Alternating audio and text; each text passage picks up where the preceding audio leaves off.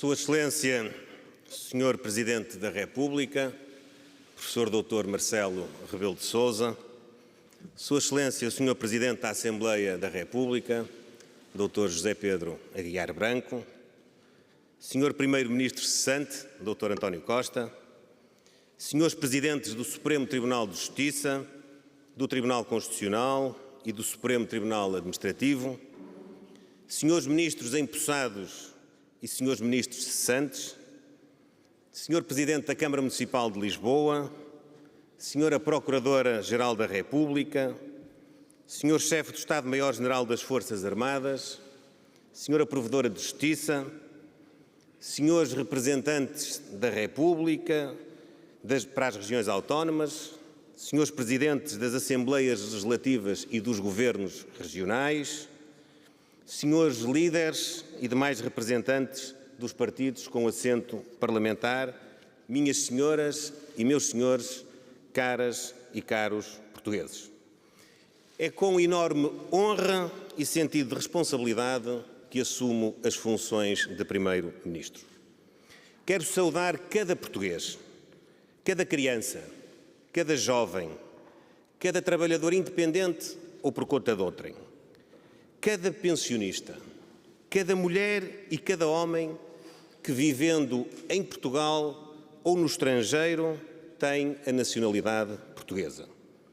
Expresso essa saudação à nossa comunidade na sua pessoa, Sr. Presidente da República, legítimo e primeiro representante da Portugalidade, das pessoas, da história, da cultura, da identidade nacional.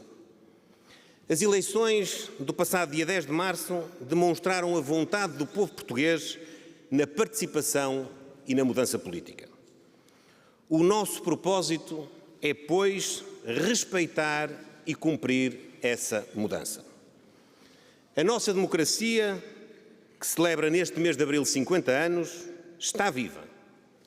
Honremos a madrugada que Sofia esperava e saibamos construir o dia inteiro e limpo que ela vislumbrou, para livres habitarmos a substância do tempo. Cabe hoje a cada e a todos os agentes políticos mostrar a sua maturidade e o seu grau de compromisso com a vontade dos portugueses. Do lado do Governo, estaremos, como prometemos, focados essencialmente na resolução dos problemas das pessoas e na promoção do interesse nacional. Neste contexto, vamos estar concentrados em cumprir o nosso programa, a melhor forma de prestigiar as instituições e dignificar a nobreza que é cuidar daquilo que é de todos. Sr. Presidente da República, contará da parte do Governo com uma inamovível conduta de colaboração positiva e de cooperação institucional, que naturalmente será estendida a todos os outros órgãos de soberania. Depois de termos tido 2 legislaturas interrompidas em 2 anos, numa altura em que temos perto de nós 2 focos de guerra, em que temos de executar o mais volumoso plano de investimentos desde a adesão à União Europeia, em que enfrentamos um elevadíssimo nível de pobreza em praticamente metade da população portuguesa, e numa altura onde o Estado não responde adequadamente aos cidadãos no acesso a bens essenciais como a saúde, a educação ou a habitação, será imperdoável que a política se constitua como agravante e não como solução para todos estes problemas. Isso vai requerer humildade de todos. Vai exigir espírito patriótico e capacidade de diálogo. Da parte do Governo, vamos garantir essa humildade, esse espírito patriótico e essa capacidade de diálogo. É isso que se espera também das oposições. Quero ser muito claro com os portugueses. Este Governo está aqui para governar os 4 anos e meio da legislatura. Está aqui para encetar uma transformação estrutural da economia e do Estado, porque esse é o único caminho para criarmos mais riqueza, para pagarmos melhores salários, para retermos os nossos jovens e o nosso talento. Não estamos interessados em jogos de semântica ou em exercícios políticos estéreis. Se este Governo, como espero e sei que é o desejo dos portugueses, tiver a sua investidura parlamentar e assumir a plenitude dos seus poderes, vai começar desde já a programar e executar reformas estruturais que mudem o país e o coloquem numa rota de prosperidade, de modernidade, de bem-estar, de sustentabilidade económica, ecológica e social. Este Governo não está aqui de turno, nem assumiríamos esta missão com esse intuito. Tampouco estamos aqui para fazer apenas o mais fácil, mesmo que esse fácil seja ironicamente assim considerado por quem não teve nem a capacidade nem a vontade de o fazer. A investidura parlamentar, nestas circunstâncias, só pode significar que as oposições vão respeitar o princípio de nos deixarem trabalhar e executar o programa do Governo. Não se trata de uma adesão a esse programa, mas antes de saber se há um bloqueio à sua execução.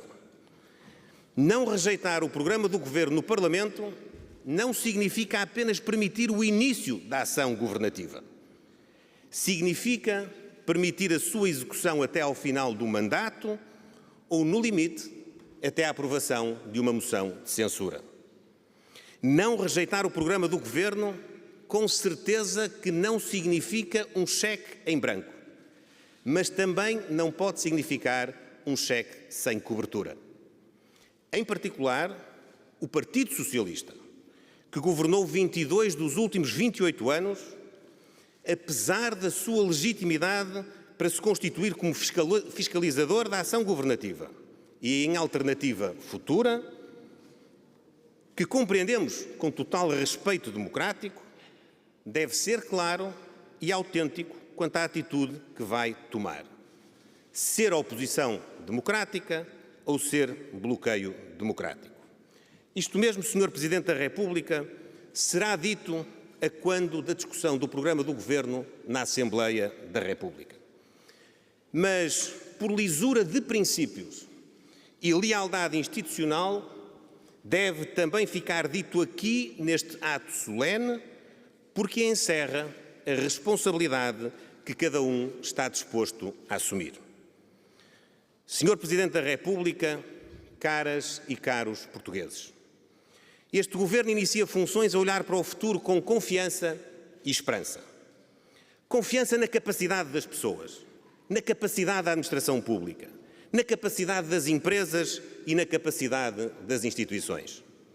Esperança para atingir metas, objetivos e resultados. Não vamos governar para a propaganda, vamos governar para os resultados. Queremos menos pobreza e mais crescimento económico. Queremos rigor orçamental e serviços públicos eficientes. Temos a noção de que não ficamos um país rico só porque tivemos um superávit orçamental. Essa ideia, de resto, coloca vários problemas, entre os quais destaco 3.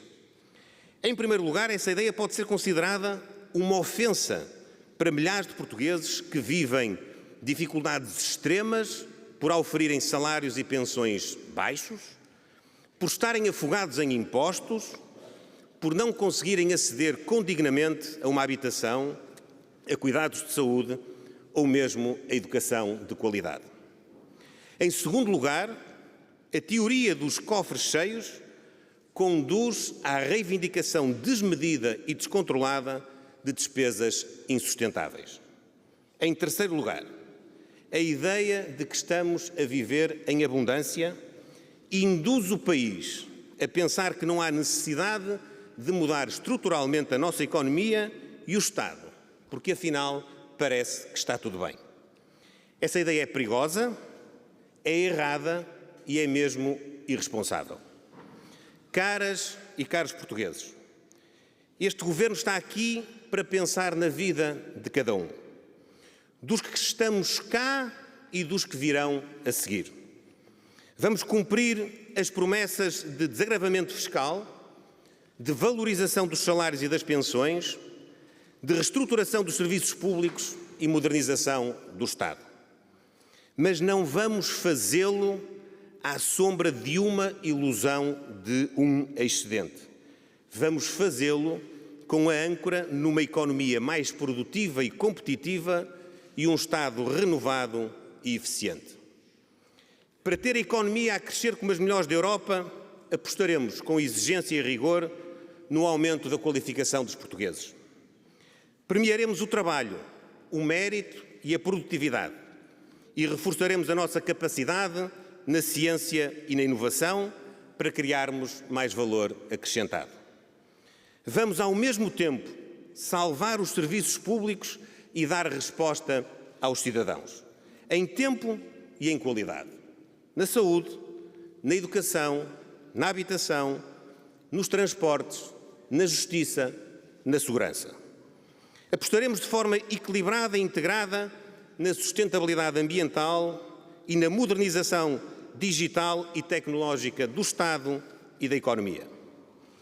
Promoveremos uma governação séria, transparente e que combata a corrupção, com instituições credíveis e uma sociedade civil forte, tolerante e solidária.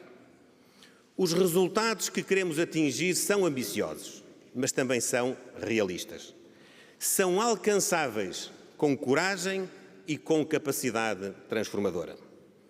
Caras e caros portugueses, baixar os impostos não é uma benesse do Governo. Baixar os impostos é uma medida de política económica e de justiça social. A carga fiscal elevada é um bloqueio à economia, à produtividade e ao sentimento de justiça. Vamos reduzir o IRS, em especial da classe média e dos mais jovens, e vamos isentar de contribuições e impostos os prémios de produtividade até ao limite de um vencimento mensal.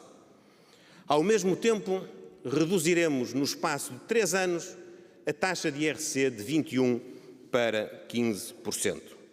Os objetivos são claros: valorizar o trabalho, reter os nossos jovens, incentivar e atrair investimento.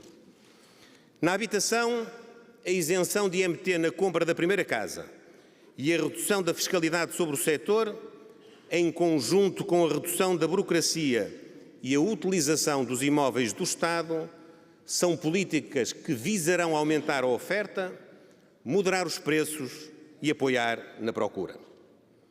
Na saúde, o Governo não deixará de implementar uma reforma estrutural que fortaleça e preserve o Serviço Nacional de Saúde como a base do sistema, mas que aproveite a capacidade instalada nos setores social e privado, sem complexos ideológicos inúteis e com uma única preocupação: o cidadão. Cada cidadão. Cada cidadão que tem um problema e não tem acesso a um cuidado de saúde. Tal como prometemos, vamos também elaborar e apresentar um programa de emergência que virá a público antes do dia 2 de junho. Na educação, é urgente garantir uma verdadeira igualdade de oportunidades para todos. Uma escola pública que coloque o elevador social novamente a funcionar e que atraia e retenha professores, valorizando a sua carreira.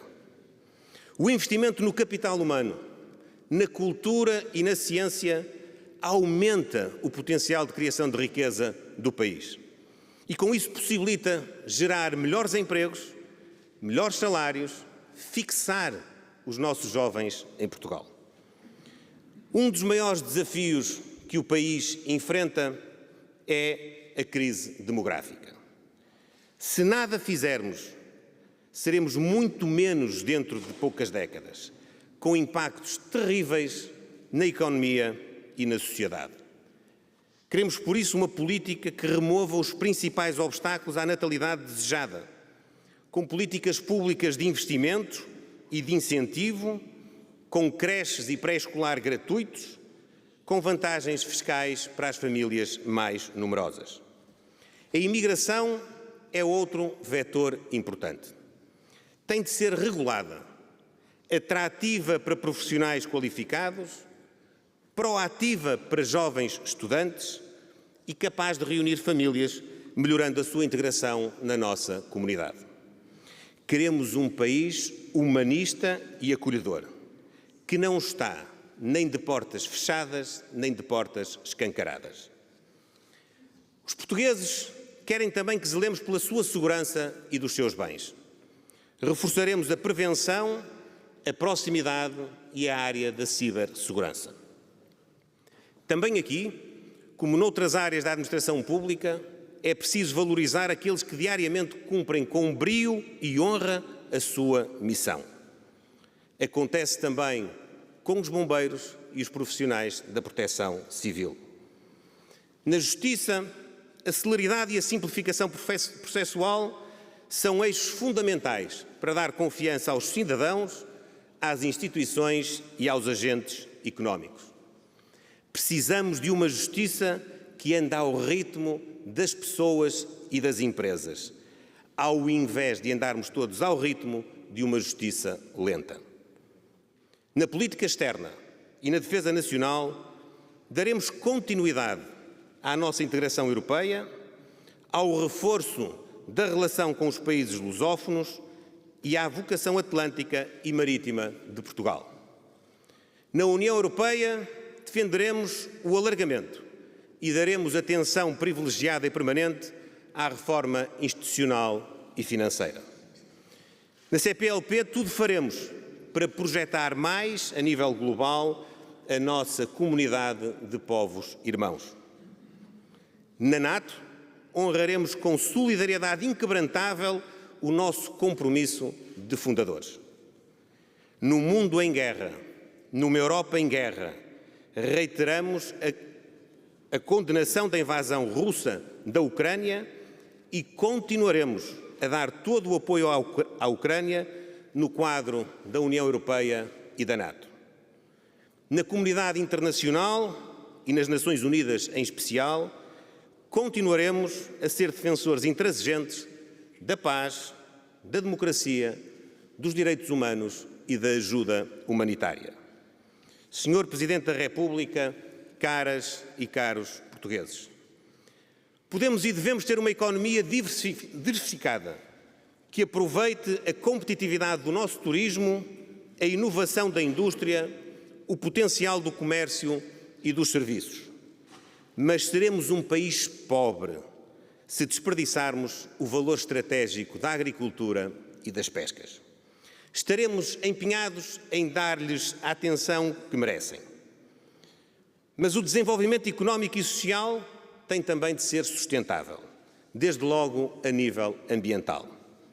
É possível e necessário fazer mais e melhor pelo combate às alterações climáticas, pela transição energética e pela valorização dos ecossistemas. Contudo, é preciso fazê-lo com racionalidade económica, protegendo os nossos consumidores e a competitividade das nossas empresas.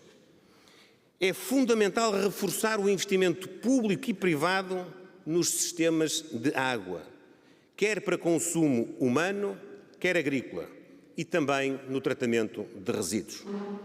A questão da água é absolutamente fundamental, já que parte do nosso território se depara hoje com gravíssimos problemas de escassez de água, o que afeta as pessoas, a agricultura e o turismo.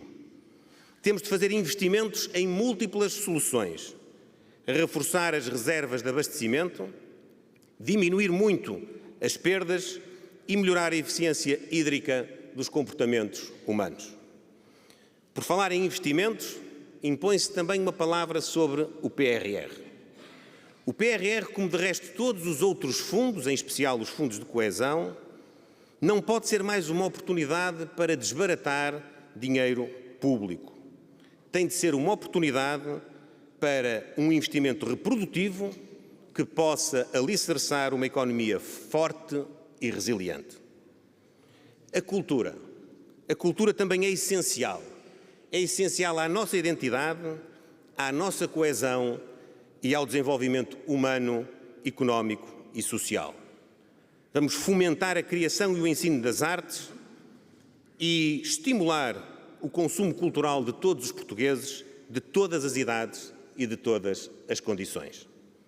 Senhor Presidente da República, caras e caros portugueses, duas áreas finais que quero distinguir nesta ocasião. A primeira, o combate à corrupção. Este combate tem de ser um combate nacional. Deve mobilizar todos. O Governo, como é público e claro no programa eleitoral sufragado pelos portugueses, tem propostas ousadas e inovadoras neste domínio. Mas importa reconhecer que há propostas apresentadas por outros partidos com assento parlamentar que merecem igualmente ser estudadas, discutidas e consideradas. Ninguém tem o monopólio das melhores soluções. O contributo de todos é essencial. Nesse sentido, gostaria de anunciar hoje o seguinte: irei propor a todos os partidos com assento parlamentar a abertura de um diálogo com vista a fixar uma agenda ambiciosa, eficaz e consensual de combate à corrupção. O objetivo é, no prazo de 2 meses, ter uma síntese das propostas, das medidas e das iniciativas que é possível acordar e consensualizar, para depois serem devidamente testadas em termos de consistência, credibilidade e execuibilidade. A partir daí, podemos focar-nos na aprovação das respectivas leis, seja por proposta do Governo, seja por iniciativa do Parlamento. A Ministra da Justiça fará a interlocução do lado do Governo, tomando a iniciativa, logo a seguir à investidura parlamentar, de convocar os vários partidos e de iniciar este processo de diálogo. Esperamos a abertura e a disponibilidade de todos, em nome de uma vontade forte na busca de consensos numa área essencial. Nos 50 anos do 25 de Abril, este esforço de consenso será uma boa forma de celebrarmos a democracia. A segunda área, a juventude e o combate à burocracia. Tomei a iniciativa de criar um novo Ministério que visa dar a estes 2 temas um tratamento transversal no Governo. O combate à burocracia é, de resto, um imperativo de eficácia do Estado na sua relação com os cidadãos, mas também um elemento de competitividade económica e também uma política de combate à corrupção. A modernização do Estado tem de significar que em todos os ministérios, em todas as decisões, são considerados os efeitos para simplificação, digitalização e redução da burocracia. O Estado tem de comunicar melhor e mais eficazmente com os cidadãos e as empresas e também tem de comunicar melhor e mais eficazmente dentro de si próprio. Seja qual for a área, a ideia é todo o Estado funcionar à mesma velocidade e com os mesmos instrumentos. Finalmente, a juventude. Não me resigno. Não nos conformamos com a situação que vivemos em Portugal. Os nossos jovens qualificam-se como nunca, mas cerca de 1/3 vai para o estrangeiro em busca de uma oportunidade. Isto é um flagelo familiar, social e económico. Não podemos fingir nem negligenciar esta realidade. Precisamos de atuar de forma conjugada e transversal para dizer aos nossos jovens Acreditem em Portugal. Há espaço para serem felizes junto das suas famílias e dos seus amigos em Portugal. Precisamos dos jovens para termos um futuro mais justo e mais próspero. Da fiscalidade à educação, da saúde à habitação, dos transportes ao ambiente, das leis laborais à habitação, da cultura ao desporto. Todas as políticas públicas devem salvaguardar o objetivo de fixarmos em Portugal o nosso talento e a nossa capacidade de trabalho. Se continuarmos a perder tantos jovens para o estrangeiro, vamos comprometer não só o futuro deles, como o futuro de todos nós. Senhor Presidente, caras e caros portugueses, contamos com todos. Como disse o Papa Francisco, todos, todos, todos. Contamos com os órgãos de soberania e com os partidos políticos. Contamos com as autarquias locais e com as regiões autónomas. Contamos com os parceiros sociais e a concertação social. Contamos com as instituições sociais e associativas. Contamos com as ordens profissionais e as associações socioprofissionais. Contamos com os nossos parceiros da União Europeia e os nossos aliados da NATO. Contamos com os nossos irmãos da lusofonia. Contamos com todos, todos, todos os portugueses. Os que vivem no nosso território e os que vivem em comunidades espalhadas por todo o mundo. Contamos com a alma portuguesa, que o nosso poeta-herói e figura do Dia de Portugal eternizou. Luís Vaz de Camões, nascido há 500 anos, o que merecerá ainda este ano a devida celebração, escreveu nos Lusíadas: que tenha longos tempos o governo, a gente anda perdida e trabalhada. Já parece bem feito que lhe seja mostrada a nova terra que deseja. Todos, todos, todos por Portugal. Obrigado.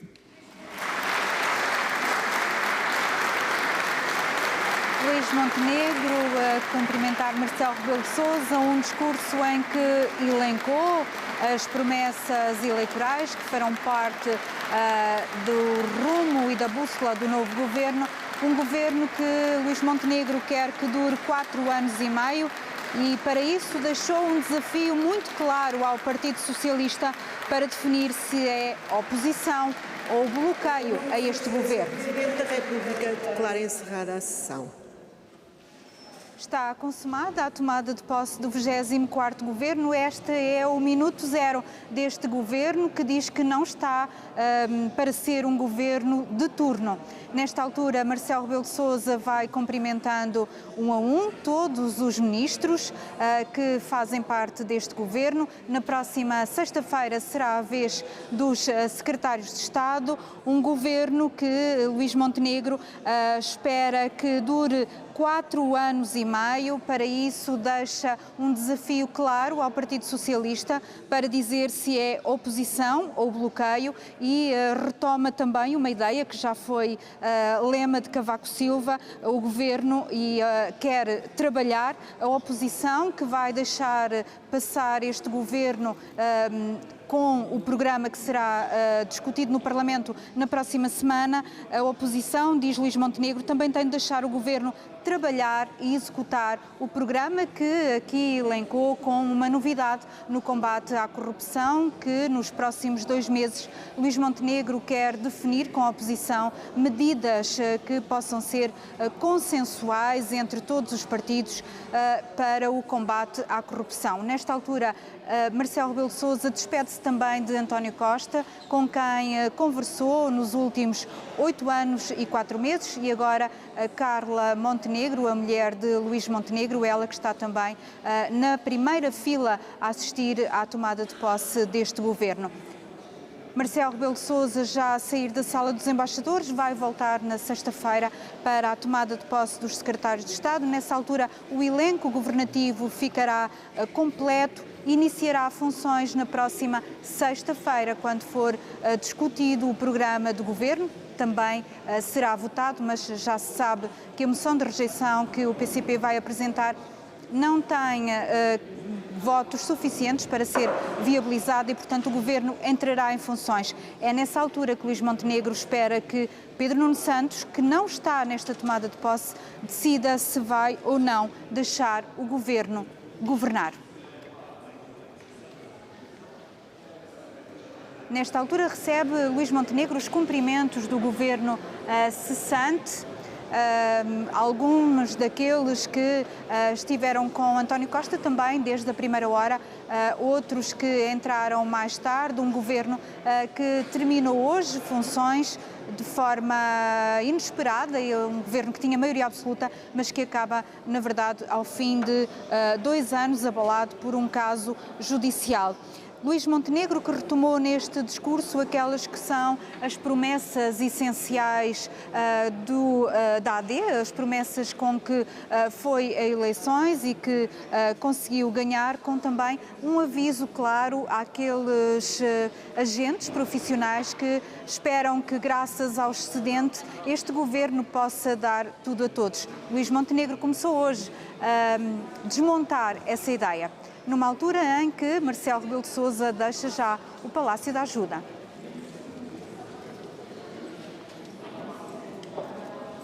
Dizer que não vai responder qualquer pergunta, a acenar apenas na direção dos jornalistas, a entrar no carro nesta altura, numa altura em que sai também o Presidente da Assembleia da República, José Pedro